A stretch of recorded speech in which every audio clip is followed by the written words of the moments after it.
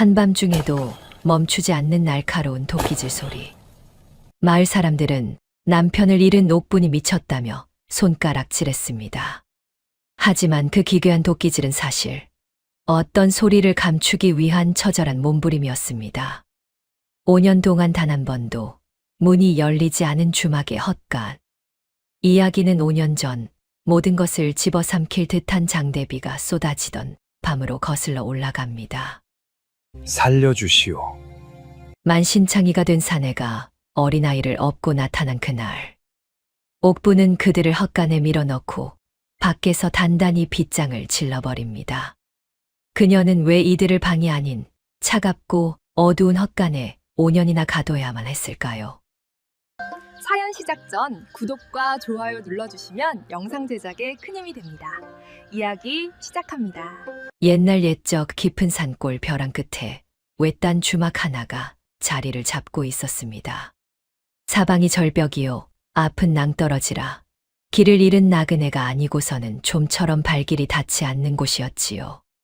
그럼에도 이 주막이 폐허가 되지 않고 명맥을 이어온 것은 오로지 주인 옥분의 고집 덕분이었습니다. 30 중반의 과부인 옥분은 방 2칸의 부뚜막 하나가 고작인 이 허름한 공간을 차마 떠나지 못했지요. 남편이 살아있을 때 함께 손보고 가꾼 곳이었기 때문입니다. 남편을 여인 지 3년이 흘렀건만 옥분의 눈가에는 아직도 채 가시지 않은 그늘이 드리워져 있었지요. 그날 밤은 유독 심상치 않았습니다. 여름의 끄트머리 하늘이 내려앉은 듯 퍼붓는 장대비의 산은 울부짖고 계곡은 성난 짐승처럼 으르렁거렸지요. 번개가 치는가 싶으면 천둥이 뒤따르고 처마 끝에서 떨어지는 빗물이 마당에 강을 이루었습니다. 방 안에 손님이라고는 길 잃은 나무꾼 둘뿐이었고 그마저도 막걸리 사발을 앞에 놓고 꾸벅꾸벅 졸고 있었지요. 이런 밤에 어디 나그네가 더 있겠나 싶어 옥분이 등잔불을 낮추려는 참이었습니다. 낮에 끓여둔 국 한 솥이 아직 부뚜막 위에 남아 있었지요. 허드레시를 하다 한 번씩 국솥 앞에 서서 훅훅 입김을 불어넣는 것이 옥분의 버릇이었는데 그날 밤은 어쩐지 그럴 기운도 없었습니다. 그때였습니다. 쿵쿵쿵.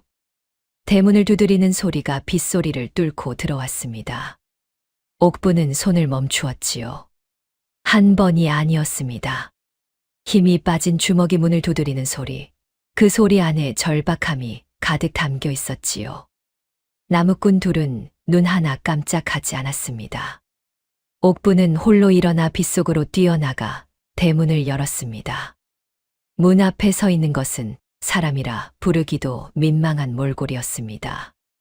헤어진 삼배 한 겹으로 몸을 감싼 사내 하나가 등에 어린아이를 업은 채로 비를 잔뜩 맞으며 서 있었지요. 처음 보는 사람이라면 부자지간으로 보였지요. 사내의 얼굴은 진흙과 핏기가 뒤섞여 형체를 알아보기 어려웠고 다리가 떨리는 것이 눈에 보일 만큼 사내는 이미 한계에 다다라 있었지요. 등에 업힌 아이는 눈을 감은 채 축 늘어져 있었습니다. 살아있는지 죽어있는지조차 가늠이 되지 않았지요. 살려주시오. 사내가 내뱉은 말은 단 3글자였습니다. 그러나 그 3글자 안에는 칼날 끝에 선 사람만이 낼 수 있는 무게가 실려 있었지요. 옥분은 잠시 그 자리에 굳어섰습니다. 앞에 선 이가 누구인지 무슨 사연을 등에 짊어졌는지 아무것도 알 수 없었지요. 그러나 장대비 속에서 아이를 꼭 껴안은 채 쓰러지려는 사내를 보는 순간 옥분의 발이 먼저 움직이고 있었습니다. 어서 들어오시어요. 옥분은 사내의 한쪽 팔을 받쳐 안마당으로 끌어들였습니다. 빗물이 옥분의 치마 자락까지 흠뻑 적셨지만 그것을 신경 쓸 겨를이 없었지요. 사내는 마당에 주저앉으려는 몸을 간신히 버티며 서 있었고 그 등 위에서 아이가 작은 신음소리를 냈습니다. 살아 있었습니다. 그 소리 하나에 옥분의 마음속 무언가가 무너지는 것을 느꼈지요. 서둘러 2 사람을 방으로 들이려는 순간 사내가 옥분의 팔을 붙들었습니다. 방은 됐습니다. 헛간이면 좋카오. 낮고 갈라진 목소리였습니다. 그 말이 옥분의 귓가에는 이상하게 걸렸지요. 방보다 헛간을 원하는 거리니 세상에 어디 있겠습니까? 그러나 옥분은 아무것도 되묻지 않았습니다. 그저 고개를 끄덕이고 헛간 문을 열었지요. 등잔 하나를 들고 두 사람의 뒤를 따르는 옥분의 등 위로 빗소리가 더욱 거세게 쏟아졌습니다. 옥분은 헛간에 등잔을 내려놓고 부엌으로 돌아가 따뜻한 물 한 대야를 떠왔습니다. 말라붙은 흙과 피가 엉겨붙은 두 사람의 발부터 씻겨야 할 것 같았지요. 아이는 집 위에 눕히고 사내는 기둥의 등을 기댄 채 눈을 감고 있었습니다. 숨이 붙어 있다는 것 말고는 죽은 사람과 다를 것이 없는 몰골이었지요. 옥분이 사내의 발을 물에 담그고 천 조각으로 조심스럽게 닦아 내려가다가 손바닥을 들여다보는 순간 동작을 멈추었습니다. 손바닥 전체를 덮은 굳은 살, 그리고 손목 안쪽에 남아있는 가는 흉터들. 옥분은 숨을 들이켰지요. 저것은 검을 잡은 사람의 손이었습니다. 단순히 검을 잡은 것이 아니라 평생을 검과 함께 산 사람의 손이었지요. 허름한 거지 행색 안에 저런 손이 숨어 있을 줄은 생각지도 못했습니다. 옥분은 조심스럽게 시선을 아이 쪽으로 옮겼습니다. 잠든 아이의 저고리 품에서 무언가가 삐져나와 있었지요. 옥분은 손을 뻗어 천천히 그것을 꺼내 들었습니다. 놀이개 하나였습니다. 자수 솜씨는 보잘것없고 천도 거칠었으나 그 안에 새겨진 문양만은 달랐지요. 용이었습니다. 5 발톱을 드러낸 용, 왕실에서만 쓰는 문양이었지요. 옥분의 손이 떨렸습니다. 핏기가 가신 얼굴로 등잔불 아래서 그 놀이개를 한참 들여다보았지요. 옥분이 왕실 물건을 알아볼 수 있었던 데는 이유가 있었습니다. 남편 서현은 살아있을 때 궁에 출입하던 사람이었지요. 학식이 깊고 마음이 고다 조정한 밖에서 신망이 두터웠습니다. 그 서현이 왕명을 받아 먼 지방으로 내려가던 것이 3년 전 봄이었지요. 옥분은 그날 아침 손수잔 행전을 챙겨주며 길을 배웅했습니다. 서현은 말 위에 올라 한 번 뒤를 돌아보았지요. 그것이 마지막이었습니다. 서현 일행이 고갯길에서 산적대를 만난 것은 사흘 뒤의 일이었습니다. 일행 중 살아남은 이가 돌아와 전한 말로는 서현이 수행원들을 먼저 피신시키고 혼자 남아 맞섰다고 했지요. 칼을 잡아본 적 없는 문신이었으나 도망치지 않았다고 했습니다. 남편은 고갯마루에서 발견되었지요. 옥분은 그 소식을 전해 들은 자리에서 그대로 쓰러졌습니다. 장례를 치르고 나서 한 달 동안 옥분은 방 안에서 나오지 않았지요. 밥이 들어가지 않았고 잠도 오지 않았습니다. 서현의 옷에서 나는 냄새, 서현이 앉던 자리, 서현이 쓰던 물건들이 하나하나 칼처럼 박혀 가슴을 찔렀지요. 그렇게 무너져 있던 옥분을 일으켜 세운 것은 몸종 복례가 전해준 말이었습니다. 서현이 길을 떠나기 전날 밤 복례에게 남긴 말이었지요. 내가 돌아오지 못하거든 마님께 전하여라. 언젠가 억울한 이가 문을 두드리거든 절대 외면하지 말라고. 옥분은 그 말을 들은 날부터 비로소 밥을 먹기 시작했습니다. 그런데 지금 이 헛간 안에서 5 발톱의 용 문양 놀이개를 손에 쥔 채 서 있으니 서현의 목소리가 귓가에 생생하게 되살아났지요. 옥분은 천천히 고개를 들어 기둥에 기댄 사내를 바라보았습니다. 사내도 어느새 눈을 뜨고 옥분을 바라보고 있었지요. 두 사람의 시선이 마주쳤습니다. 말이 없어도 알 수 있었습니다. 이 사내도 이 아이도 예사로운 이들이 아니었지요. 옥분은 놀이개를 아이의 품속에 다시 조심스럽게 밀어 넣었습니다. 그리고 한동안 말이 없었지요. 등잔불이 흔들리고 빗소리가 헛간 지붕을 두드리고 어디선가 바람이 새어들어와 집더미를 살랑거렸습니다. 옥분은 천천히 자리에서 일어났지요. 잠시 기다리시어요. 옥분이 헛간 문을 열고 방으로 들어섰습니다. 나무꾼 둘이 여전히 꾸벅꾸벅 졸고 있었지요. 옥분은 두 사람의 어깨를 차례로 흔들었습니다. 손님들, 일어나시어요. 오늘은 더 이상 술을 내드릴 수가 없습니다. 어서 자리를 피해 주셔야겠어요. 나무꾼 중 하나가 눈을 비비며 투덜거렸지요. 이비에 어딜 가란 말이오. 옥분은 돈꾸러미 하나를 탁자 위에 올려두었습니다. 길 아래 주막에 가시면 됩니다. 오늘 밤 술값은 제가 내드릴게요. 나무꾼 둘은 영문을 모르겠다는 얼굴로 서로를 쳐다보았지요. 그러나 돈을 보자 더 이상 토를 달지 않았습니다. 빗속에 삿갓을 눌러쓰고 투덜거리며 나간 것이 잠시 후의 일이었지요.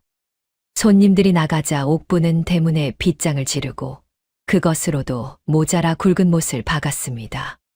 삿갓을 쓰고 떠나는 두 나무꾼의 뒷모습이 빗속으로 사라지는 것을 확인한 뒤 옥분은 이웃 주막 쪽을 한번 바라보았지요. 누군가 묻거든 갑자기 몸이 좋지 않아 문을 닫았다고 할 것이었습니다. 옥분은 이미 마음을 정하고 있었지요. 다시 헛간으로 돌아온 옥분이 사내를 똑바로 바라보았습니다. 사내는 여전히 기둥의 등을 기댄 채였지요. 그 눈이 옥분을 향해 있었습니다. 경계하는 눈이었지만 그 안에 깊은 피로가 역력했지요. 옥분은 망설이지 않았습니다. 서현의 아내 올시다. 옥분이 조용히 말했습니다. 사내의 눈이 가늘어졌지요. 서현. 그 이름이 이 깊은 산골에서 나올 줄은 몰랐을 것입니다. 사내는 한 번도 말을 잇지 않았지요. 옥분이 계속했습니다. 죽기 전에 남편이 말했습니다.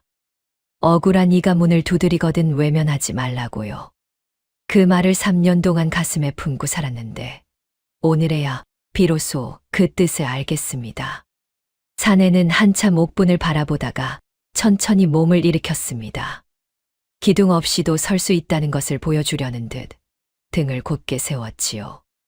그리고 낮은 목소리로 말했습니다. 역적이 숨을 거두는 날까지 이 헛간 문은 열리지 않아야 하오.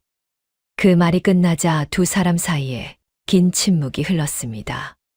빗소리만이 가득한 헛간 안에서 옥분은 아무 말 없이 고개를 끄덕였지요. 말 대신 몸짓으로 한 약속이었습니다.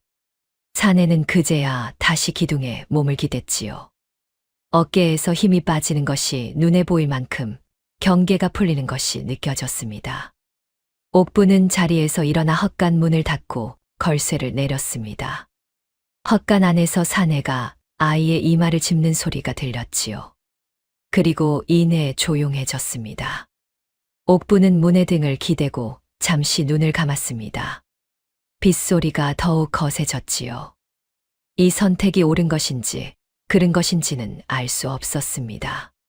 그러나 이미 문을 닫은 뒤였지요. 이튿날 아침 옥분은 헛간 문 옆에 조그만 구멍 하나를 뚫었습니다. 손가락 2마디쯤 되는 크기였지요.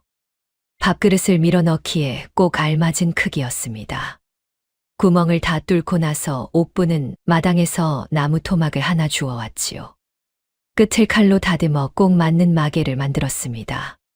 평소에는 이 마개로 구멍을 막아두고 밥그릇을 넣을 때만 빼어내는 것이었지요. 밖에서 보면 그냥 낡은 헛간 문일 뿐이었습니다. 문의 대못을 박는 소리가 이른 새벽 산골에 울렸지만 들을 사람은 없었지요. 주막의 문은 닫았고 앞으로 손님을 받지 않을 것이었습니다. 헛간 문 앞에 선 옥분은 잠시 눈을 감았지요. 이제부터 이 구멍 하나가 이쪽 세상과 저쪽 세상을 잇는 유일한 통로가 되는 것이었습니다. 남들이 잠든 새벽. 옥분은 소리 없이 우물을 길었습니다. 밥그릇이 지나가던 그 작은 구멍으로 하루도 빠짐없이 깨끗한 물 한 대야와 마른 수건을 밀어 넣었지요. 자신의 손발은 나뭇가지에 긁혀 짓물라도 헛간 안에 두 사람만큼은 정갈하게 보살피는 것이 그녀에겐 또 다른 수행이었습니다. 처음 며칠은 집에 남은 쌀과 된장으로 버텼습니다. 국을 끓이고 밥을 지어 그릇에 담아 구멍으로 밀어 넣었지요. 구멍 너머에서 그릇을 받아가는 소리가 들릴 때마다 옥부는 그 소리를 오래 듣고 있었습니다. 달리 확인할 방도가 없었지요. 그 소리만이 두 사람이 살아있다는 증거였습니다.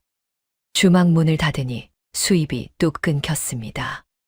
남편 서연이 살아있을 때 모아둔 돈이 조금 있었지만 그것으로는 오래 버티기 어려웠지요.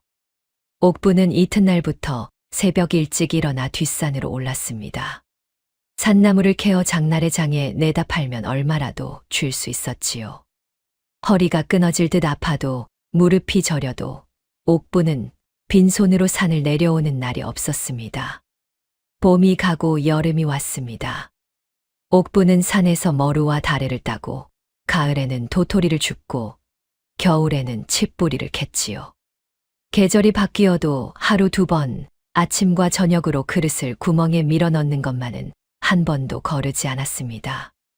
비가 오는 날도 눈이 쌓이는 날도 몸이 아파 일어나기 힘든 날도 마찬가지였지요. 자신이 굶는 한이 있어도 구멍 너머의 두 사람 목만은 반드시 채웠습니다.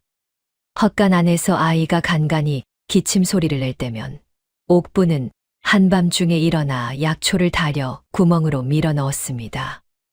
약이 들어간 날 새벽에는 기침 소리가 잦아들곤 했지요. 그것을 확인하고서야 옥부는 다시 잠자리에 들었습니다. 잠이 잘 올 리가 없었지요.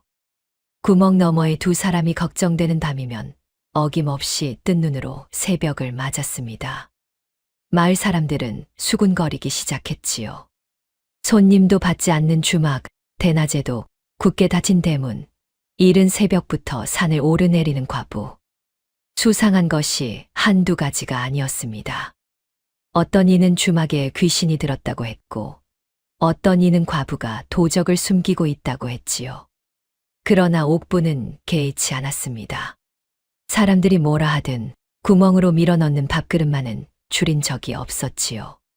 그것이 옥분이 지킬 수 있는 전부였습니다. 봄이 3번 오고 갔습니다. 헛간 안에 두 사람과 옥분 사이에는 한 번도 긴 말이 오간 적이 없었지요. 두꺼운 나무 판자와 손가락 2마디 크기의 구멍 하나가 사이에 있었으니 그것이 당연한 일이기도 했습니다. 그러나 말이 없어도 세월이 쌓이면서 두 사람 사이에는 말 대신 다른 무언가가 생겨나고 있었지요. 어느 봄날 저녁이었습니다. 옥분이 저녁 밥그릇을 밀어넣고 자리를 들여는데 구멍 밖으로 작고 여린 손 하나가 조심스럽게 뻗어나왔습니다. 어린아이의 손이었지요. 야윈 편이었습니다만 손가락 끝이 도르르 말릴 만큼 조심스러운 손이었지요. 옥분은 그 자리에서 굳어버렸습니다. 그러다 무심코 본능처럼 그 작은 손을 두 손으로 감싸 쥐었지요. 손은 처음에 흠칫 움츠러들었습니다. 그러나 이내 꼼짝하지 않았지요. 한참이 지나도 빠져나가지 않았습니다. 옥분도 놓지 않았지요. 얼마나 그리 있었을까요? 구멍 너머 아이의 손이 천천히 안으로 들어갔습니다. 옥분은 한동안 그 자리에 무릎을 꿇고 앉아 있었지요. 가슴 한쪽이 뜨거웠습니다. 어디서 오는 뜨거움인지는 몰라도 오랫동안 꽁꽁 얼어붙어 있던 무언가가 스르르 녹는 것 같았지요. 여름이 지나고 추석이 왔습니다. 옥분은 명절 전날 밤새 쑥떡을 빚었지요. 구멍으로 밀어넣기 좋게 작고 납작하게 빚은 떡이었습니다. 이튿날 아침 빈 그릇을 거두러 갔더니 그릇 옆에 무언가가 함께 나와 있었지요. 나뭇가지 하나였습니다. 서툰 솜씨로 들꽃 한 송이를 꽂아 놓은 나뭇가지였지요. 꽃은 이미 시들어 고개를 숙이고 있었지만 그 서툰 마음만큼은 고스란히 전해졌습니다. 옥분은 그것을 부엌 창가 상위에 올려두었지요. 차마 버리지 못했습니다. 겨울이 되자 밤이 길어졌습니다. 잠이 오지 않는 밤이면 옥분은 헛간 문 앞에 조용히 와 앉았지요. 구멍 너머에서도 간간히 소리가 들렸습니다. 아이가 낮은 목소리로 무언가를 읊조리는 소리, 사내가 나지막이 그것을 받아치는 소리였지요. 무슨 말을 주고받는지는 들리지 않았습니다. 그러나 그 소리만으로도 두 사람이 살아있다는 것을 확인하기에는 충분했지요. 옥부는 등을 문에 기대고 눈을 감았습니다. 빗소리도 바람 소리도 세상의 소음이 다 사라지고 그 낮은 목소리만이 귓가에 남았지요. 어느 날 밤은 구멍 너머에서 사내의 목소리가 들렸습니다. 아이에게 그를 가르치는 소리였지요. 정확하고 또렷한 목소리였습니다. 그 목소리를 들으며 옥부는 생각했습니다. 이 헛간 안에서 저 아이가 얼마나 자랐을까. 처음 들어올 때 5살이었으니 이제 7이 되었을 것이었지요. 볕 한 줄기 제대로 보지 못하는 좁고 어두운 공간에서 자라는 아이. 옥분의 가슴이 저렸습니다. 그러나 할 수 있는 것은 그릇을 밀어 넣는 것뿐이었지요. 말 한마디 없이도 그것으로 충분했습니다. 헛간 안에서 제일 검이 눈을 뜨는 것은 언제나 동이 트기 전이었습니다. 잠을 깊이 자는 일이 없었지요. 5년 가까이 그랬습니다.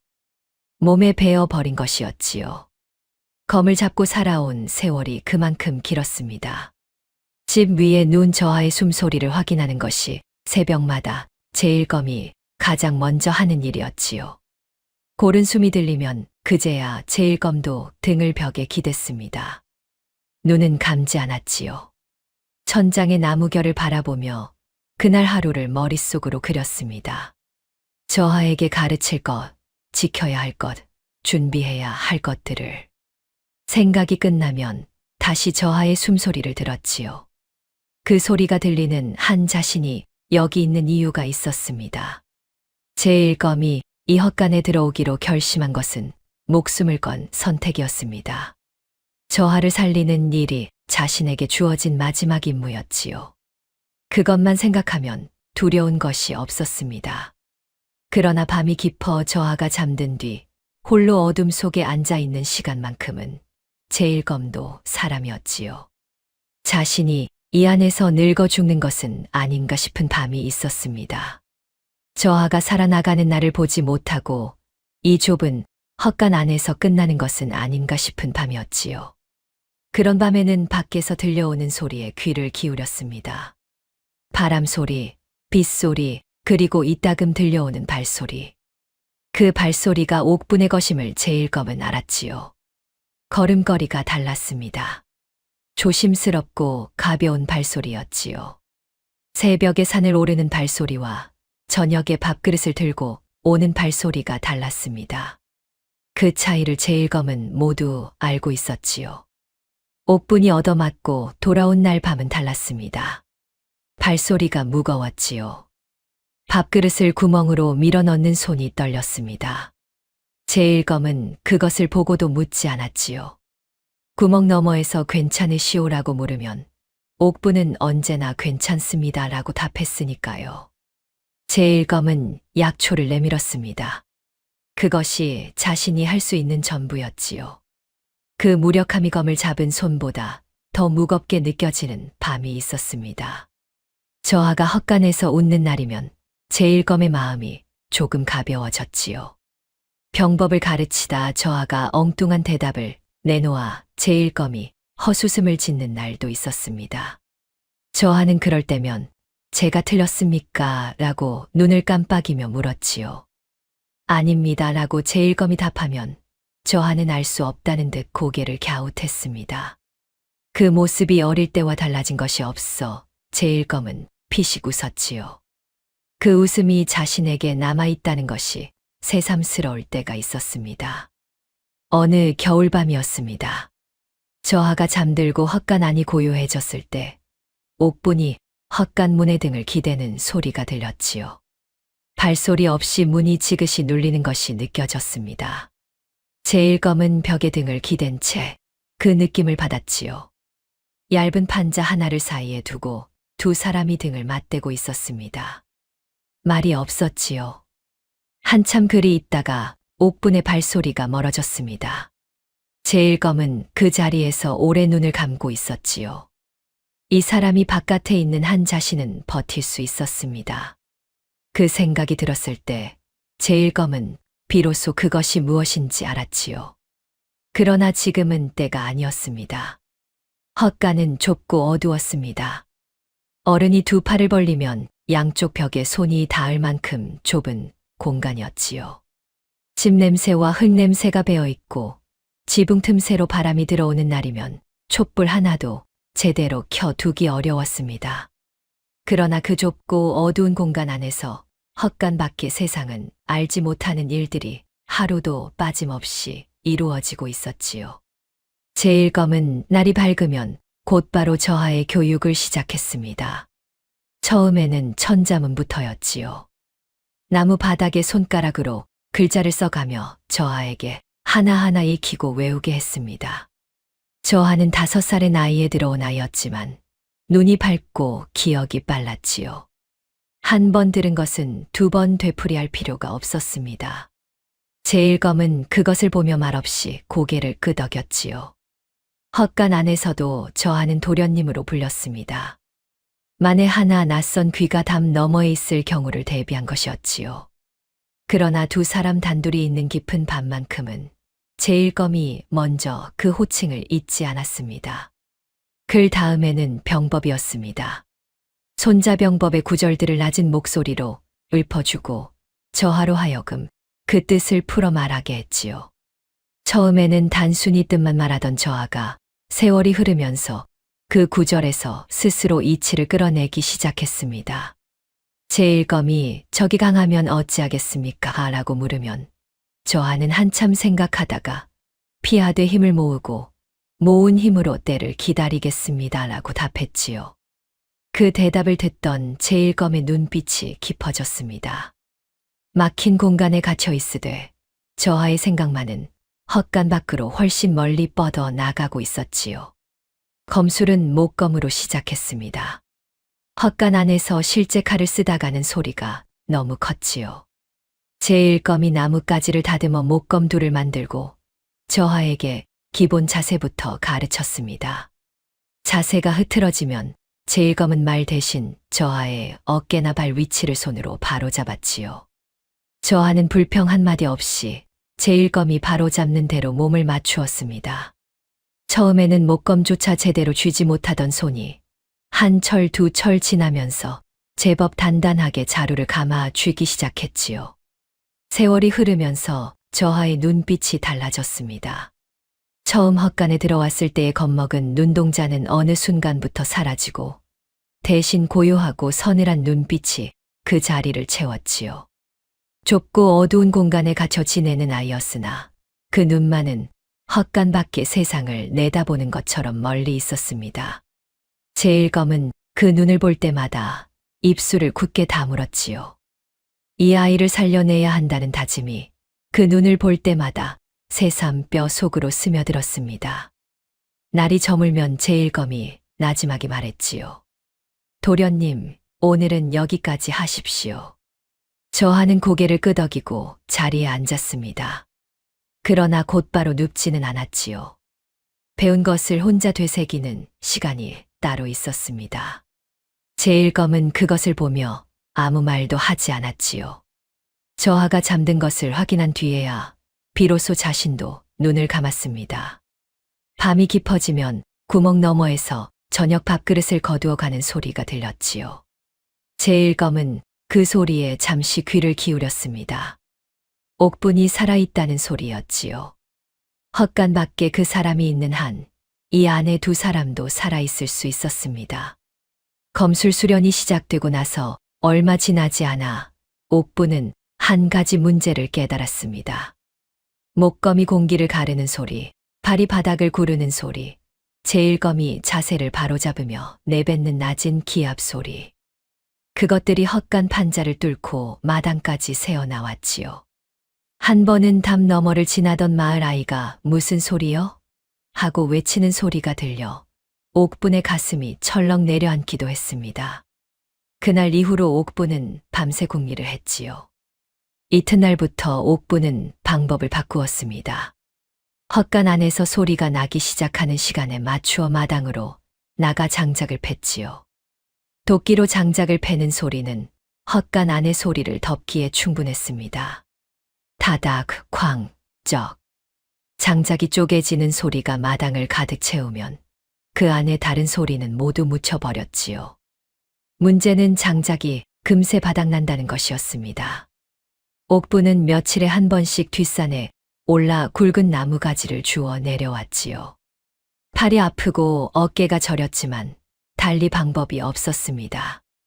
어떤 날은 밤새 비가 온 뒤에 젖은 나무를 들고 내려와 이튿날 볕에 말리고 그것을 또 패어 쌓아 두기를 반복했지요. 마당 한켠에 쌓인 장작더미가 어느새 사람 키를 훌쩍 넘어섰습니다. 이것이 소문이 된 것은 그리 오래 걸리지 않았지요.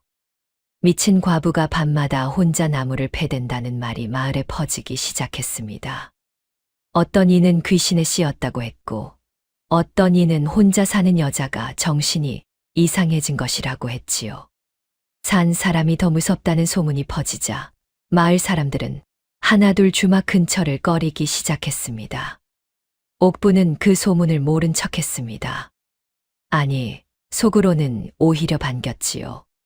사람들이 주막 근처를 꺼리면 꺼릴수록 헛간 안에 두 사람은 더 안전해졌습니다. 세상이 스스로 울타리를 쳐준 셈이었지요. 하지만 도끼질이 쉬운 것은 아니었습니다. 장작을 패다가 도끼날이 손가락 끝을 스치는 날도 있었지요. 피가 나면 천으로 감고 통증이 가시면 다시 도끼를 들었습니다. 어떤 날 저녁에는 너무 무리한 탓에 어깨가 올라가지 않아 밥그릇을 구멍에 밀어넣는 것조차 힘에 겨웠지요. 그런 날에는 왼손만으로 그릇을 밀어넣으며 이를 악물었습니다. 소리가 새어나가는 것보다 밥그릇을 한 끼 거르는 것이 훨씬 더 두려웠기 때문이었지요. 어느 여름날 도끼질을 마치고 마당에 주저앉은 옥분이 땀을 닦고 있을 때였습니다. 구멍 너머에서 낮은 목소리가 들렸지요. 제일검의 목소리였습니다. 괜찮으시오? 옥부는 잠시 멈추었다가 짧게 답했지요. 괜찮습니다. 그것이 그날 두 사람이 나눈 전부였습니다. 그러나 그 짧은 말 안에 서로가 서로를 알고 있다는 것이 충분히 담겨 있었지요. 남편 서연이 살아있을 때 모아둔 돈이 바닥을 드러낸 것은 주막문을 닫은 지 2해가 채 안 됐을 때였습니다. 쌀독이 텅 비는 것을 본 날, 옥부는 한나절 동안 아무것도 하지 않고 마루에 앉아 있었지요. 막막하다는 말도 부족할 지경이었습니다. 그러나 이튿날 아침 옥부는 다시 일어났지요. 쌀이 없으면 죽을 쑤면 되었습니다. 죽을 끓일 것조차 없으면 나무를 뜯어오면 되었지요. 뒷산은 옥분의 또 다른 부엌이 되었습니다. 봄에는 취나물과 두릅, 여름에는 고사리와 더덕, 가을에는 도토리와 머루, 겨울에는 칡뿌리와 산초. 계절마다 산이 내어주는 것이 달랐지요. 옥부는 그것을 모두 기억해 두었다가 때가 되면 산을 올랐습니다. 무거운 등짐을 지고 가파른 비탈을 내려오는 길이 날이 갈수록 몸에 익었지요.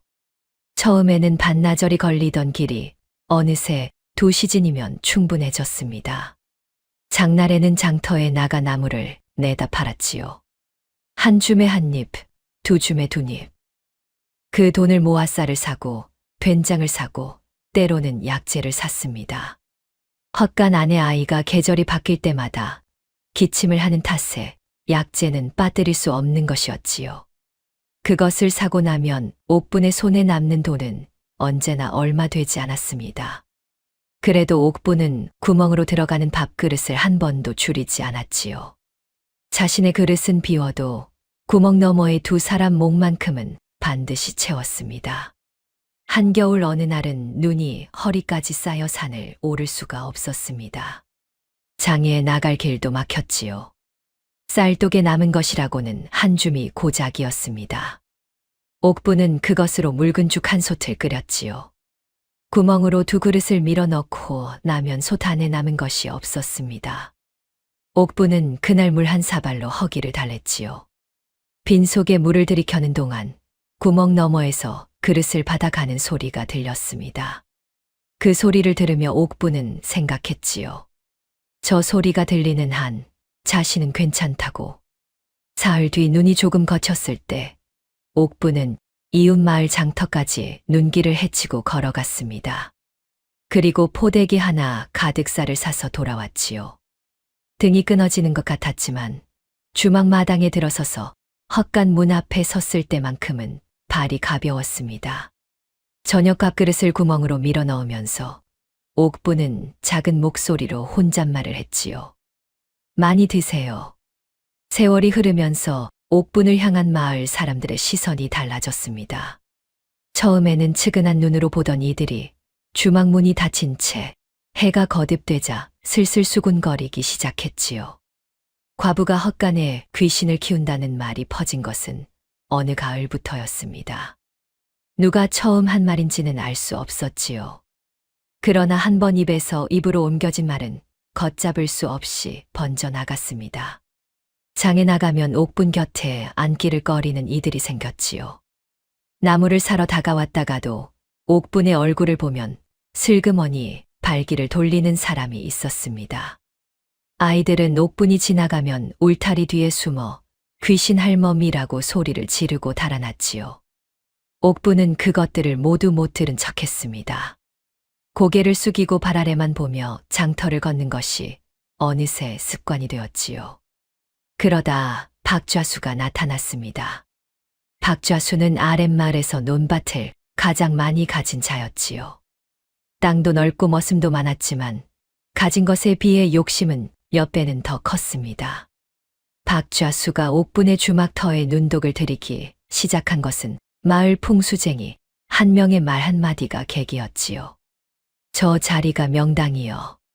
저기에 집을 지으면 3대가 흥할 터인디. 그 말 한마디가 박좌수의 귀에 꽂혔고 그 뒤로 박좌수의 눈에 옥분의 주막은 반드시 빼앗아야 할 땅이 되고 말았습니다. 처음에는 말로 회유했지요. 과부 혼자 이 넓은 터를 감당하기 힘들 터이니 내가 사드리리다. 옥분이 거절하자 이번에는 값을 올렸습니다. 그래도 옥분이 고개를 젓자 박좌수의 얼굴에서 웃음기가 사라졌지요. 그 다음부터는 회유가 아니었습니다. 박좌수의 머슴들이 주막 담장 옆에 진을 치고 온갖 행패를 부리기 시작했지요. 담장을 두드리고 문 앞에 쓰레기를 갖다 버리고 밤중에 기와장을 던지는 일도 있었습니다. 옥부는 맞서지 않았지요. 담장 너머로 욕이 날아와도 기와장이 마당에 굴러들어와도 옥부는 대문을 굳게 잠그고 안으로만 들어앉았습니다. 헛간 앞만 지키면 되었지요. 헛간 안에 있는 두 사람이 소란을 눈치채지 못하도록 박좌수 패거리가 담 너머에서 떠드는 날에는 부엌에서 더 크게 쿵쿵 절구를 찍거나 도끼로 장작을 팼습니다. 헛간 안에 두 사람은 아무것도 알아서는 안 됐지요. 어느 날은 박좌수가 직접 찾아왔습니다. 머슴셋을 데리고 대문 앞에 서서 큰 소리로 외쳤지요. 오늘은 그냥 돌아가지만 다음번에는 그리 못할 것이요. 옥부는 대문 뒤에 서서 박좌수의 발소리가 멀어지는 것을 기다렸습니다. 그 발소리가 완전히 사라지고 나서야 등이 대문에 닿도록 기댔지요. 다리가 후들거렸습니다. 그러나 무너지지는 않았지요. 헛간 문 앞에 아직 자신이 서 있어야 했기 때문이었습니다. 박좌수의 행패는 한 해가 지나도 멈추지 않았습니다. 오히려 해가 거듭될수록 더 대담해졌지요. 어떤 날은 머슴들이 낮에 대문을 발로 걷어차며 나와라고 고함을 질렀고 어떤 날은 밤중에 담장 밖에서 불을 질러 옥분을 겁주려 했습니다. 옥분이 거들떠보지 않자 박좌수는 급기야 마을 이정을 앞세워 찾아왔지요. 주막 문을 닫은 채 수상한 자를 숨기고 있는 것 아니냐며 관가에 고할 것이라고 으름장을 놓았습니다. 옥부는 이정 앞에서 눈 하나 깜짝하지 않았지요. 수상한 자라니요. 헛간 안에는 아무것도 없습니다. 보고 싶으시면 직접 들어가 보십시오. 옥분의 목소리는 흔들리지 않았습니다. 이정이 머뭇거리자 박좌수가 앞으로 나섰지요. 그러나 옥분이 대문 앞을 온몸으로 막아서자 박좌수도 쉽게 밀치지 못했습니다. 과부를 함부로 치면 마을에서 욕을 먹는다는 것을 박좌수도 알고 있었지요. 결국 그날은 으름장만 놓고 물러갔습니다. 그러나 얼마 지나지 않아 박좌수는 다시 찾아왔습니다. 이번에는 머슴 뒤에 숨지 않고 자기 손으로 옥분의 뺨을 쳤지요. 무슨 구실을 댔는지 기억도 나지 않을 만한 사소한 트집이었습니다. 옥분은 넘어지면서도 헛간 문 앞에서 떨어지지 않았지요. 땅바닥에 한 손을 짚고 일어서며 박좌수를 바라보았습니다. 입술 한쪽이 터져 피가 났지요. 그러나 옥분은 소리 한 번 내지 않았습니다. 박좌수는 그 눈빛에 어쩐지 기가 꺾이는 듯 했지만 끝내 인상을 구기고 돌아섰지요. 박좌수가 돌아간 뒤 옥분은 우물가에 가서 얼굴을 씻었습니다. 차가운 물이 부은 뺨을 스쳤지요. 거울이 없어도 알 수 있었습니다. 터진 입술, 달아오른 뺨. 그러나 옥분은 자리를 털고 일어났지요. 그리고 부엌으로 들어가 저녁을 지었습니다. 그날도 밥그릇은 구멍으로 밀어 넣어졌지요. 밤이 되었습니다. 그릇을 구멍으로 밀어 넣던 옥분의 손이 잠시 멈추었지요. 구멍 너머에서 제일검의 낮은 목소리가 들렸습니다. 괜찮으시오? 옥분은 한동안 대답하지 않았지요. 부은 뺨에서 열이 났습니다. 입술이 쓰렸지요. 그러나 한참 만에 옥분이 입을 열었습니다. 괜찮습니다. 짧은 두 마디였지요. 제일검은 더 묻지 않았습니다. 구멍 너머에서 잠시 침묵이 흘렀지요. 달이 뜬 밤이었습니다. 마당에 달빛이 고요히 내려앉아 있었지요. 5년이 걸릴지 10년이 걸릴지 알 수 없었습니다. 그러나 옥분은 이 자리에서 물러서지 않을 것이었지요. 헛간 문 앞에 자신이 서 있는 한 저 안에 두 사람은 안전했습니다. 그것이 옥분이 버틸 수 있는 이유였지요. 어느 날 밤은 제일검이 먼저 말을 걸었지요. 바깥 하늘이 어떻소? 뜬금없는 물음이었습니다. 옥분은 잠시 하늘을 올려다보았지요. 별이 많습니다. 아주 맑은 밤입니다. 한동안 구멍 너머가 조용했습니다. 옥분이 덧붙였지요. 북두 칠성이 잘 보입니다. 이렇게 밝은 밤은 오랜만입니다. 구멍 너머에서 낮은 소리가 들렸지요. 그렇군요. 그것이 전부였습니다. 그러나 그 짧은 말 안에 오래 하늘을 보지 못한 사람의 그리움이 담겨 있었지요. 옥분은 더 오래 하늘을 바라보았습니다. 그렇게 바라보면 저 사람과 같은 것을 보는 것 같았지요. 봄이 왔습니다. 어느 저녁 밥그릇을 밀어 넣던 옥분이 무심코 말했지요. 오늘 뒷산에 진달래가 피었습니다. 아무 생각 없이 내뱉은 말이었습니다. 구멍 너머에서 아무 대답이 없었지요. 옥분은 멋쩍어하며 자리에서 일어나려는데 낮은 목소리가 들렸습니다. 무슨 빛이요? 옥분은 다시 앉았지요. 연분홍입니다. 막 피어난 것이라 색이 맑습니다. 구멍 너머에서 또 잠시 침묵이 흘렀지요. 그렇군요. 제일검이 말했습니다. 옥분은 이튿날 진달래 가지 하나를 꺾어 구멍 옆에 세워두었지요. 아무 말 없이. 이튿날 아침 보니 가지가 구멍 안으로 들어가 있었습니다. 그것도 아무 말 없이. 그 뒤로 두 사람은 저녁마다 짧은 말을 나누었습니다. 별뜻 없는 말들이었지요. 오늘 산에서 무엇을 보았다. 바람이 어느 쪽에서 불어온다. 이웃 마을에 무슨 일이 있었다. 그것들이 쌓여갔지요. 두꺼운 판자를 사이에 두고 얼굴도 보이지 않는 채로 나누는 말들이었습니다. 그러나 옥분은 그 시간이 하루 중 가장 고요하고 단단한 시간이었지요. 구멍 너머에 사람이 있다는 것, 그 사람이 자신의 말을 듣고 있다는 것, 그것이 옥분을 버티게 하는 힘 중 하나였습니다. 4년째 접어들던 어느 가을 밤이었습니다. 구멍으로 저녁 밥그릇을 밀어 넣던 옥분의 손 위로 작게 접힌 종이 하나가 조심스럽게 나왔지요. 제일검의 손이었습니다. 굳은 살이 박힌 크고 거친 손이 구멍 밖으로 나온 것은 그날이 처음이었지요.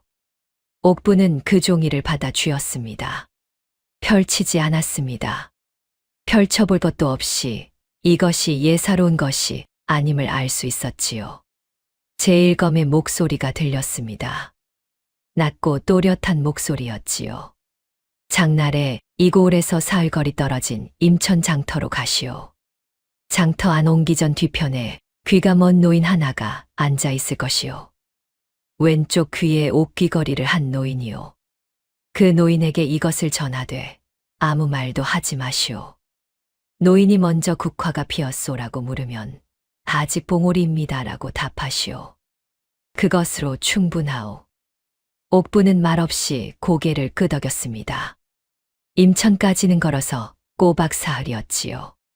길도 험하고 인적도 드물었습니다. 혼자 가는 먼 길이었지만 옥부는 망설이지 않았지요. 사흘 뒤 장날 새벽 옥부는 나물 광주리를 등에 지고 길을 나섰습니다. 밀선은 저고리 안쪽에 깊이 넣어두었지요. 광주리 안에는 실제로 더덕과 도라지를 가득 담았습니다. 나물 장수 행색이면 사흘 길도 수상하지 않을 것이었지요. 옥부는 걸으면서 제일검이 일러준 말을 속으로 되뇌었습니다. 국화가 피었소. 아직 봉오리입니다. 임천 장터에 도착한 것은 출발한 지 사흘째 되는 낮이었습니다. 장터는 사람으로 북적였지요. 옹기전을 찾는 것은 어렵지 않았습니다. 뒤편을 돌아가자 과연 노인 하나가 빈 지게의 등을 기댄 채 앉아 있었지요. 왼쪽 귀에 옥귀걸이가 달려 있었습니다. 옥부는 노인 곁에 다가가 나물 광주리를 내려놓았지요. 노인이 먼저 입을 열었습니다. 국화가 피었소. 아직 봉오리입니다. 옥분이 낮게 답하자 노인은 눈도 깜짝하지 않고 손을 내밀었지요. 옥부는 저고리 안에서 밀서를 꺼내 노인의 손에 쥐어주었습니다. 노인은 그것을 받아 쥐는 동시에 소매 안으로 밀어 넣었지요. 그리고 아무 일도 없었다는 듯 다시 눈을 감았습니다. 옥분도 광주리를 들고 자리에서 일어났지요. 두 사람 사이에 오간 것은 말 몇 마디와 종이 한 장뿐이었습니다. 돌아오는 길은 더 멀게 느껴졌지요. 다리가 아팠고 허리가 뻐근했습니다. 그러나 옥분의 마음속에는 이상하게도 가벼운 것이 있었지요. 무언가 오래 막혀 있던 것이 뚫린 것 같은 느낌이었습니다. 밀서가 누구에게 전해지는 것인지, 그것이 무슨 일을 일으킬 것인지 옥분은 알 수 없었지요. 그러나 제일검이 부탁한 일을 해냈다는 것만으로 충분했습니다. 주막으로 돌아온 날 저녁, 옥부는 구멍으로 밥그릇을 밀어 넣으며 조용히 말했습니다. 다녀왔습니다. 구멍 너머에서 잠시 침묵이 흘렀지요. 그리고 제일검의 목소리가 들렸습니다. 수고하셨소. 그것이 전부였지요. 그러나 그 짧은 말 안에 담긴 무게를 옥부는 충분히 알 수 있었습니다. 옥부는 그날 밤 한양 쪽 하늘을 오래 바라보았지요. 별이 많은 밤이었습니다.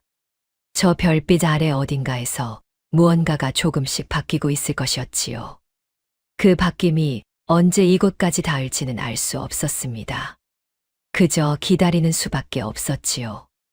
그해 겨울이 끝나기 전 한양에서 소문 하나가 지방으로 퍼져 내려왔습니다.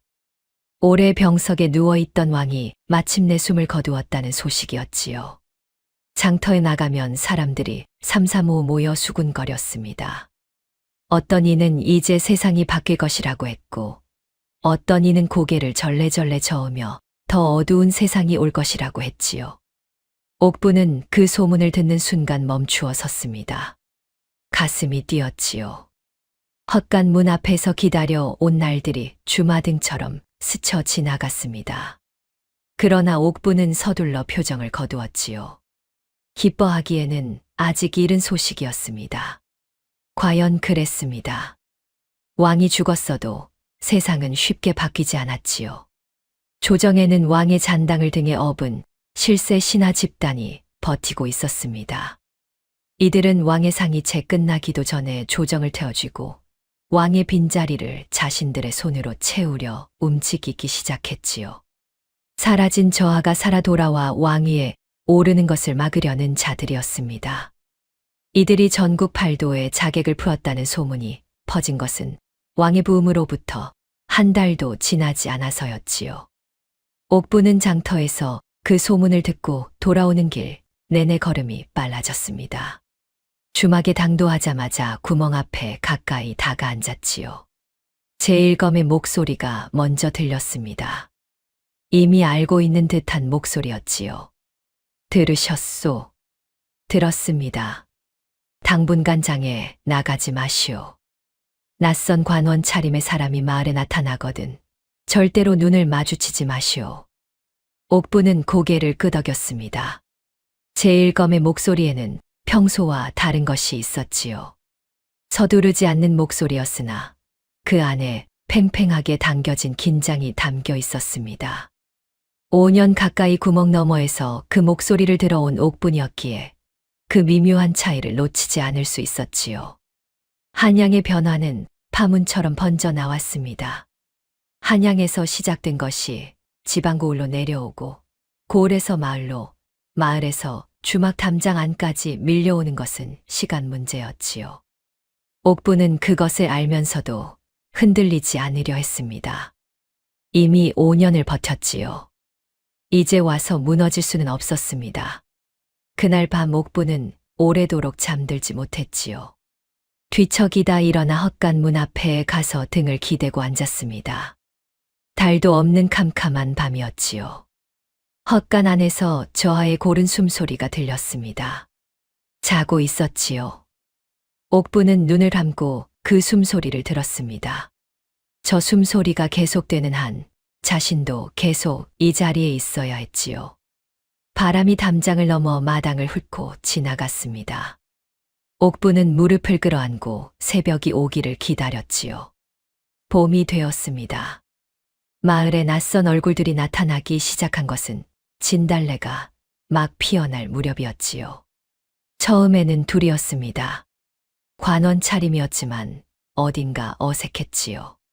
관원이라면 행차가 있어야 하고 하인이 따라야 하는데 이 둘은 짐짝 하나만 들고 조용히 마을 안에 들어와 주막 아래 빈집을 빌려 머물렀습니다. 며칠 뒤에는 셋이 더 내려왔지요. 이들은 낮에 마을을 어슬렁거리며 사람들에게 말을 걸었습니다. 이 마을에 수상한 자가 없느냐, 헛간이나 창고에 기이한 소리가 나는 곳은 없느냐 하고 물었지요. 옥부는 장에 나갔다가 돌아오는 길에 그들 중 하나와 마주쳤습니다. 관원 차림의 사내가 옥분의 앞을 막아서며 물었지요. 이 마을에 오래 사셨소? 옥분은 고개를 살짝 숙이며 대답했습니다. 예, 나고 자란 곳이옵니다. 사내의 눈이 옥분을 훑었지요. 혼자 사시오? 예, 지아비를 여인 지 여러 해 됐습니다. 사내는 잠시 옥분을 바라보다가 길을 비켜주었지요. 주막으로 돌아온 옥분은 곧장 구멍 앞에 다가앉았습니다. 자객들이 내려왔습니다. 관원 행색으로 5이 마을 안에 있습니다. 구멍 너머에서 잠시 침묵이 흘렀지요. 제일검의 목소리가 돌아왔습니다. 알고 있소. 이미 알고 있었던 것이었지요.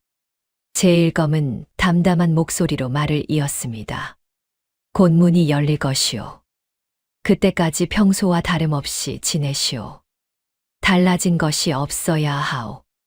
옥부는 고개를 끄덕이고 자리에서 일어났지요. 그리고 그날부터 더욱 의식적으로 평소의 일과를 지켰습니다. 새벽에 일어나 산을 오르고 낮에 마당을 쓸고 저녁에 밥을 지었지요. 아무것도 달라진 것이 없는 것처럼 보여야 했습니다. 한편 헛간 안에서는 제일검이 저하에게 조용히 일렀습니다. 도련님, 이제 머지않았습니다. 곧 문이 열릴 것이오. 그러나 문이 열리는 순간까지 도련님께서는 어떤 경우에도 제 뒤에서 한 발짝도 앞서지 마십시오. 저하는 아무 말 없이 고개를 끄덕였지요. 10살이 된 저하의 눈빛은 두려움이 없었습니다. 5년의 헛간이 그 눈빛을 만들어냈지요. 좁은 공간에서 몸을 웅크리고 살았으되 마음만은 한 번도 웅크린 적이 없는 눈이었습니다. 자객들은 마을에 머물며 조금씩 범위를 좁혀오고 있었지요. 봄비가 내리는 밤이면 이따금 담장 너머에서 발소리가 들렸습니다. 옥부는 그 소리가 들릴 때마다 등잔불을 끄고 어둠 속에 앉아 있었지요. 발소리가 멀어지면 다시 등잔에 불을 붙였습니다. 그것을 며칠 동안 반복했지요.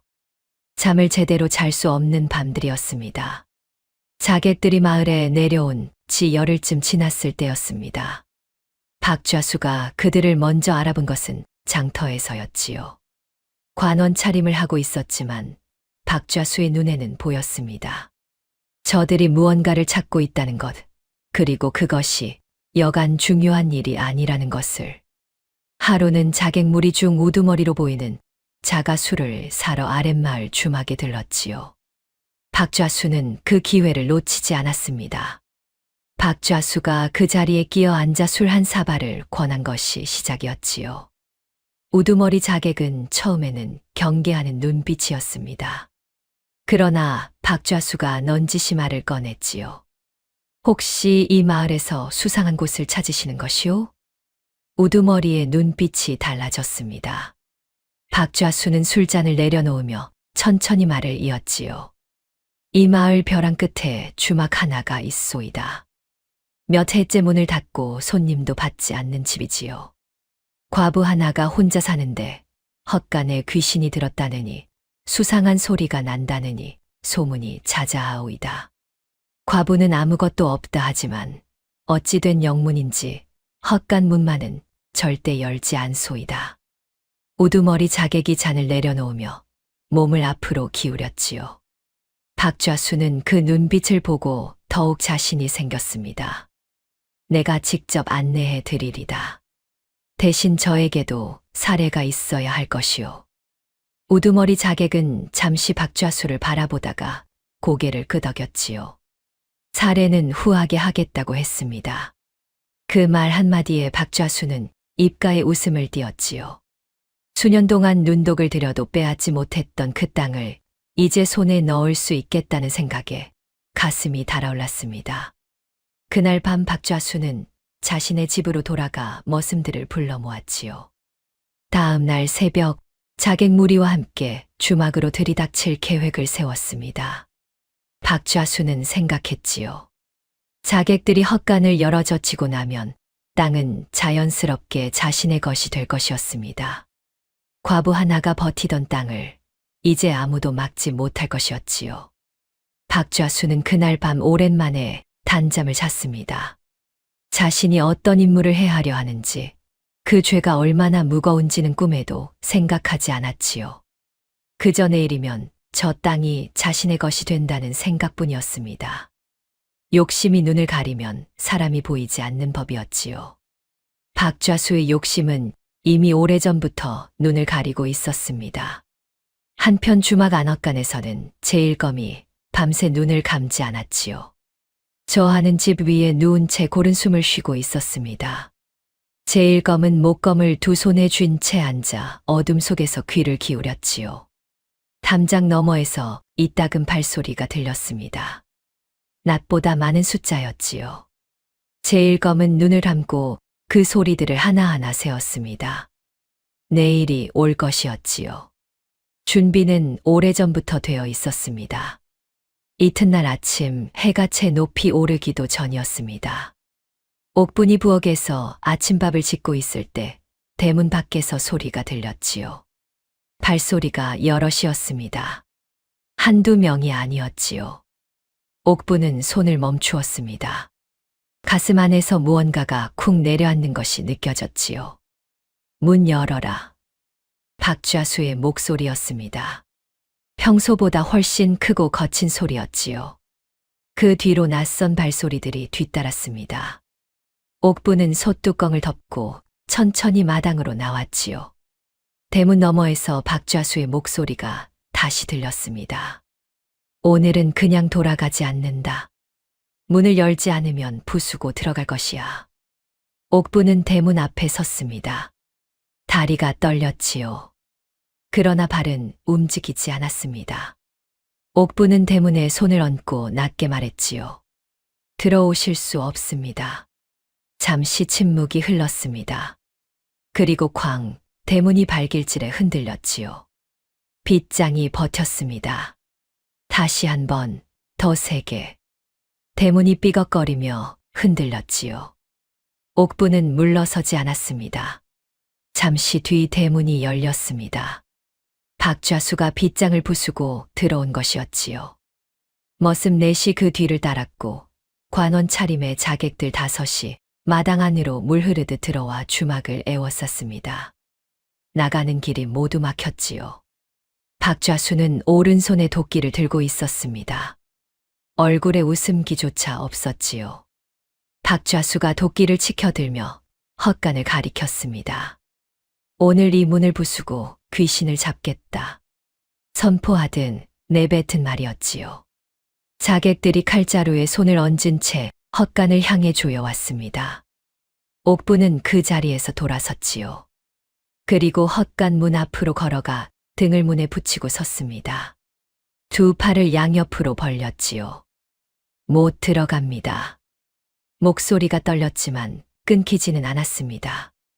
박좌수가 코웃음을 쳤지요. 비켜라. 과부 하나가 감히. 옥부는 눈을 감지 않았습니다. 박좌수의 얼굴을 똑바로 바라보았지요. 숨을 한 번 크게 들이키고 목소리를 가다듬어 말했습니다. 오늘이 딱 5년째입니다. 이 헛간 문은 단 한 걸음도 못 들여보냅니다. 박좌수가 도끼를 높이 들었지요. 자객들이 칼을 뽑아 들었습니다. 마당 안이 숨 막히는 고요로 가득 찼지요. 봄바람 한 줄기가 마당을 스치고 지나갔습니다. 옥부는 문의 등을 더욱 바짝 붙이며 눈을 감았지요. 지아비 서현의 목소리가 귓가에 들렸습니다. 억울한 이가 문을 두드리거든 절대 외면하지 말아요. 옥부는 그 목소리를 꼭 붙들었지요. 발이 움직이지 않았습니다. 도끼가 허공을 가르는 소리가 들렸지요. 그리고 박좌수의 손이 옥분의 어깨를 밀쳐냈습니다. 한국어 소설 20장을 약 2000자씩 구성하기로 계획했다. 박좌수의 손이 옥분의 어깨를 밀쳐냈습니다. 옥분은 비틀거리며 한쪽으로 쏠렸지요. 그러나 쓰러지지는 않았습니다. 발을 버티고 다시 헛간 문 앞으로 돌아섰지요. 박좌수의 눈에 짜증이 번졌습니다. 인연이 미쳐도 단단히 미쳤구만. 박좌수가 다시 도끼를 치켜들며 옥분을 향해 걸어왔지요. 자객들은 칼을 뽑아든 채 마당 가장자리를 지키고 있었습니다. 달아날 길은 이미 없었지요. 옥분은 그것을 알면서도 문에서 물러서지 않았습니다. 두 발을 땅에 깊이 박고 두 팔을 벌린 채 헛간 문 앞에 섰지요. 박좌수가 손을 들어 옥분의 팔을 붙잡았습니다. 거칠게 잡아 비틀었지요. 옥분의 얼굴이 일그러졌습니다. 그러나 소리를 내지 않았지요. 이를 악물고 버텼습니다. 박좌수가 힘을 더 주어 옥분을 문 앞에서 끌어내려 하자 옥분은 자유로운 손으로 헛간 문의 걸쇠를 붙들었지요. 손가락 마디가 하얗게 질리도록 붙들었습니다. 놓지 않을 것입니다. 옥분이 낮게 말했습니다. 박좌수가 코웃음을 치며 더욱 세게 잡아당겼지요. 옥분의 몸이 끌려가면서도 걸쇠를 잡은 손이 버텼습니다. 발이 흙바닥을 긁으며 끌렸지요. 그래도 놓지 않았습니다. 5년이다. 옥분이 울부짖었습니다. 목소리가 떨리고 갈라졌지요. 오늘이 딱 5년째다. 내가 5년 동안 이 문을 어떻게 지켰는데 단 한 걸음도 못 들여보낸다. 마당 안에 잠시 묘한 침묵이 흘렀습니다. 자객들도 머슴들도 박좌수조차 그 목소리에 잠깐 굳어졌지요. 과부 하나의 울부짖음이었으나 그 안에 담긴 것이 예사롭지 않았습니다. 5년의 세월이, 굶은 날들이, 얻어맞은 날들이, 뜬 눈으로 새운 밤들이 모두 그 목소리 안에 녹아 있었지요. 그러나 박좌수는 이내 인상을 구기며 도끼를 치켜들었습니다. 망설임이 없었지요. 도끼가 허공을 갈랐습니다. 옥분의 몸이 한쪽으로 밀쳐지며 땅바닥에 쓰러졌지요. 무릎이 흙에 박히고 손바닥이 긁혔습니다. 옥분은 쓰러진 자리에서 손을 짚고 일어서려 했지요. 그러나 박좌수의 발이 앞을 막아섰습니다. 옥분은 일어나지 못하고 문 쪽으로 손을 뻗었지요. 문에서 멀어지지 않으려는 것이었습니다. 박좌수가 도끼를 들어 헛간 문을 향해 돌아섰습니다. 자객들이 뒤를 따르며 문 앞으로 좁혀왔지요. 옥분은 땅바닥에서 두 손을 짚고 문 쪽으로 기어갔습니다. 무릎이 쓸리고 손바닥에 피가 났지요. 그래도 멈추지 않았습니다. 문의 등을 기대려는 순간 박좌수의 도끼가 이미 허공에 올라가 있었지요. 옥분은 눈을 감았습니다. 지아비 서현의 얼굴이 떠올랐지요. 도끼가 내리꽂혔습니다.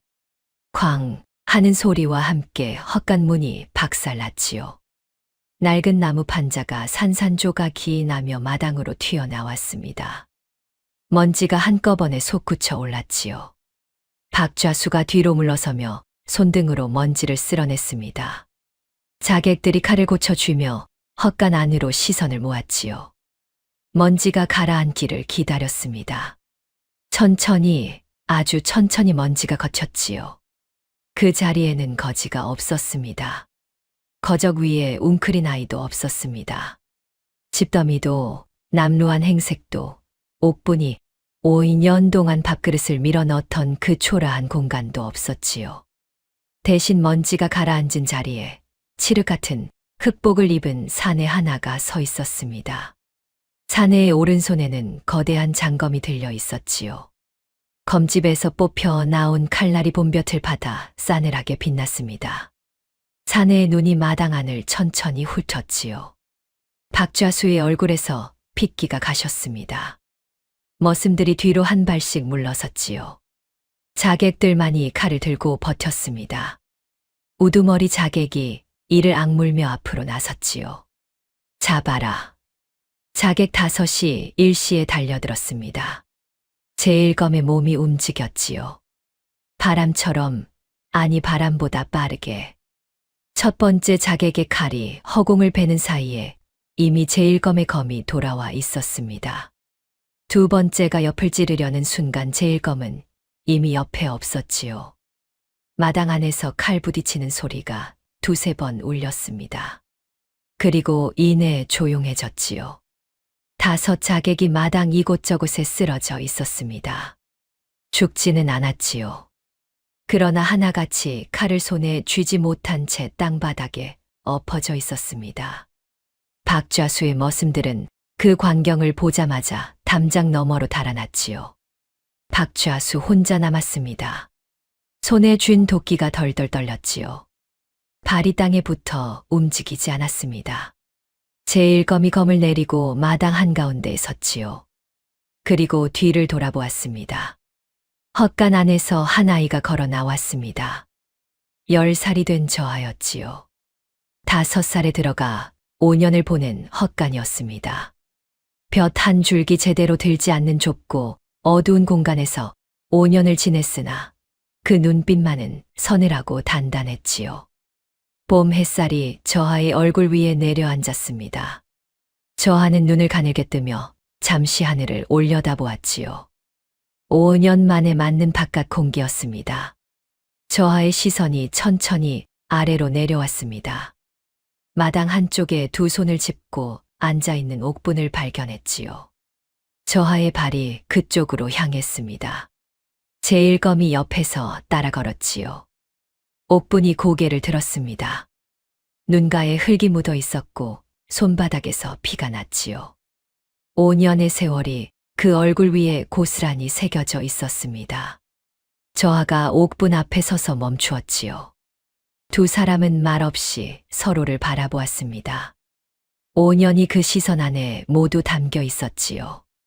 구멍으로 내밀던 작은 손, 서툰 솜씨로 꽃을 꽂던 나뭇가지, 추석날 빚어 넣던 쑥떡. 말 한마디 없이 쌓아온 것들이 한꺼번에 그 눈빛 안에서 흘렀습니다. 저하가 천천히 입을 열었지요. 오래 기다리셨습니다. 5년 동안 고생이 많으셨습니다. 마당 안에 봄바람이 지나갔습니다. 옥분의 눈에서 무언가가 조용히 흘러내렸지요. 저하의 말이 채 가시기도 전에 주막 바깥에서 말발굽 소리가 들렸습니다. 여럿이었지요. 이어 나팔 소리가 한 번 울렸습니다. 대문이 열리고 갑주를 갖추어 입은 군사들이 마당 안으로 들어섰지요. 그 뒤로 사또 행차의 가마가 들어왔습니다. 가마가 마당 가운데에 멈추고 사또가 천천히 걸어 나왔지요. 사또는 마당 안을 한번 훑어보고는 제일검에게 걸어갔습니다. 제일검이 허리를 숙였지요. 두 사람 사이에 낮은 목소리로 짧은 말이 오갔습니다. 사또의 눈이 저하에게로 향했지요.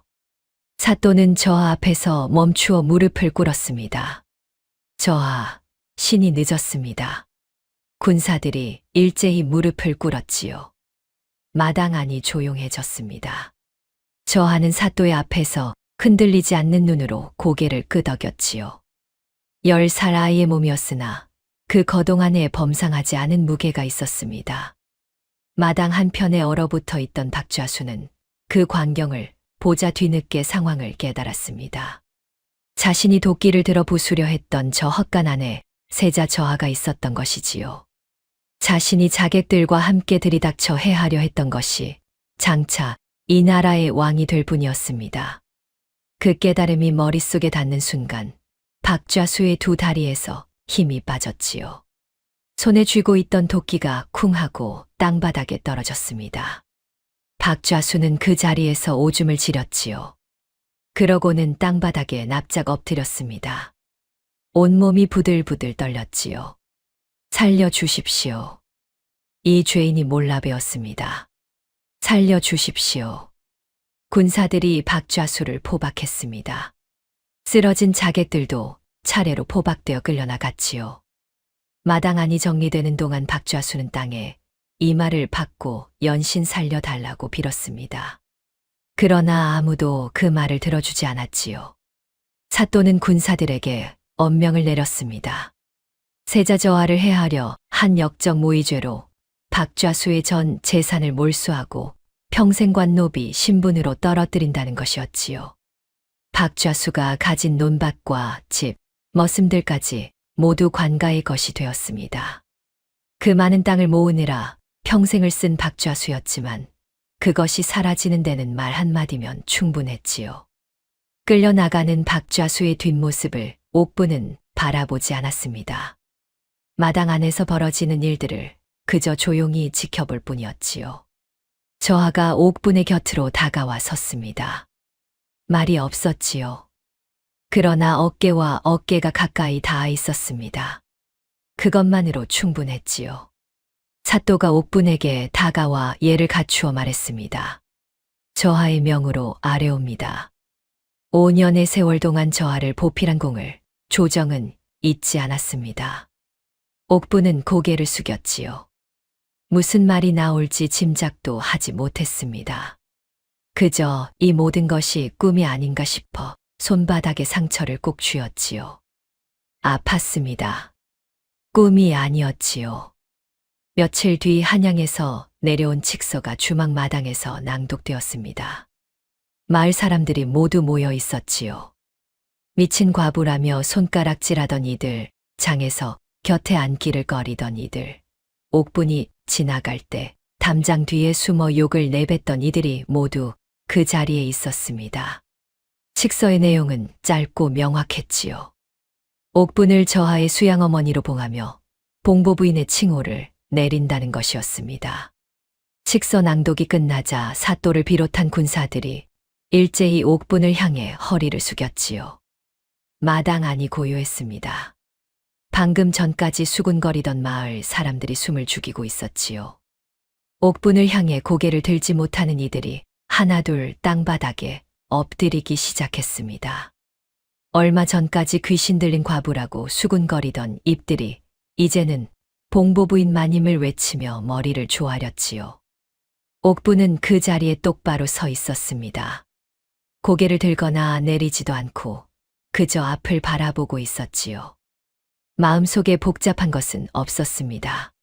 칭호가 생겼다고 해서 5년의 날들이 달라지는 것은 아니었지요. 굴던 밤도 얻어맞던 날도 뜬 눈으로 새우던 새벽도 그대로였습니다. 다만 그 모든 것이 헛되지 않았다는 것, 저하가 살아 이 마당에 서 있다는 것, 그것으로 충분했지요. 저하가 옥분의 곁에 서서 낮게 말했습니다. 원하시는 것이 있으면 무엇이든 말씀하십시오. 옥분은 저하를 바라보았지요. 5년 전등에 엎혀들어온 5살 아이가 이제 어깨까지 키가 자라 서 있었습니다. 헛간 안에서 내밀던 작고 여린 손이 이제는 어엿한 손이 되어 있었지요. 저하께서 건강하신 것으로 충분합니다. 옥분이 조용히 말했지요. 저하의 눈가가 잠시 붉어졌습니다. 그러나 저하는 눈물을 보이지 않았지요. 5년의 헛간이 만들어 낸 단단함이 그것을 허락하지 않았습니다. 가마가 준비되었습니다. 한양으로 떠나는 날 아침이었지요. 마을 사람들이 길 양쪽에 늘어서서 머리를 숙이고 있었습니다. 얼마 전까지 귀신 할멈이라 손가락질하던 이들이었지요. 옥부는 그들을 보며 아무것도 느끼지 않으려 했습니다. 미운 마음도 통쾌한 마음도 지금 이 순간만큼은 내려놓고 싶었지요. 옥부는 가마에 오르기 전에 마당을 한번 천천히 둘러보았습니다. 처마 끝 우물과 장작더미가 쌓여 있던 자리. 5년의 흔적들이 구석구석에 남아 있었지요. 마당 한가운데에 서서 옥부는 헛간 쪽을 바라보았습니다. 문이 부서진 헛간이었지요. 부서진 나무 판자가 마당에 흩어져 있었습니다. 옥부는 부엌으로 들어가 국밥 한 그릇을 떴지요. 5년 동안 날마다 끓이던 국이었습니다. 옥부는 그 그릇을 들고 헛간 앞으로 걸어갔지요. 그리고 부서진 문 앞에 조용히 그릇을 내려놓았습니다. 말이 없었지요. 5년 동안 구멍으로 밀어 넣던 그릇이었습니다. 이제 구멍은 없었지요. 문도 없었습니다. 그러나 옥부는 그 자리에 그릇을 내려놓았지요. 처음이자 마지막으로 헛간 문 앞에 차려놓는 밥이었습니다. 봄바람이 마당을 지나갔지요. 옥부는 천천히 돌아섰습니다.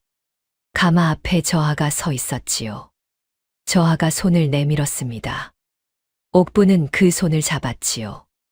5년 전 구멍 밖으로 뻗어나오던 작고 여린 손이었습니다. 이제는 제법 단단해진 손이었지요. 옥부는 그 손을 꼭 쥐었습니다. 놓지 않으려 했지요. 5년 전 그날 밤처럼 가마가 움직이기 시작했습니다. 옥부는 가마에 발을 걷어 올리고 지나온 길을 바라보았지요. 주막이 점점 작아졌습니다. 벼랑 끝에 자리 잡은 허름한 공간이었지요. 처마가 낮고 담장이 낡았습니다. 그러나 그 안에서 5년이 있었지요. 서현의 유언이 있었고 구멍으로 내밀던 작은 손이 있었고 추석날 서툰 솜씨로 꽂아낸 들꽃 한 송이가 있었습니다. 박좌수의 도끼가 있었고 얻어맞은 뺨이 있었고 굶은 밤이 있었지요. 그리고 봄날 아침 오래 기다리셨습니다 라는 말이 있었습니다. 주막이 산모퉁이 뒤로 사라졌지요. 옥부는 가마에 발을 내렸습니다. 눈을 감았지요. 가마가 흔들리는 것이 느껴졌습니다. 바퀴 소리, 말발굽 소리, 봄새 우는 소리가 섞여 들렸지요. 옥부는 그 소리들을 들으며 천천히 숨을 내쉬었습니다. 5년 전 어느 포구 치는 밤, 대문을 두드리던 소리가 귓가에 울렸지요. 쿵쿵쿵. 힘이 빠진 주먹이 문을 두드리던 소리. 옥부는 그 소리를 오래 간직하기로 했습니다. 그 소리가 있었기에 문을 열었고, 문을 열었기에 5년이 있었고, 5년이 있었기에 오늘이 있었지요. 억울한 이가 문을 두드리거든 절대 외면하지 말아요. 서현의 목소리가 조용히 흘러갔습니다. 옥부는 눈을 감은 채로 고개를 끄덕였지요. 잘했다고 서현이 말하는 것 같았습니다. 가마는 봄길을 따라 한양으로 향했습니다.